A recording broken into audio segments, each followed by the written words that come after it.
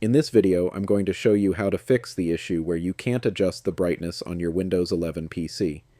I found a simple solution that works for many people, and it might work for you too. First, go to the search bar and type Device Manager, then open it. In Device Manager, look for Display Adapters and find your integrated graphics driver. For me, it's Intel UHD, but depending on your system, it could be Intel HD, AMD, or another integrated graphics driver.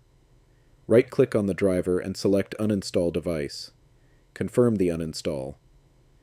Next, close Device Manager, go to the Start menu, and restart your PC. When your computer restarts, Windows will automatically reinstall the graphics driver. After that, you should be able to adjust your screen brightness normally again. That's it. I hope this helped fix your problem.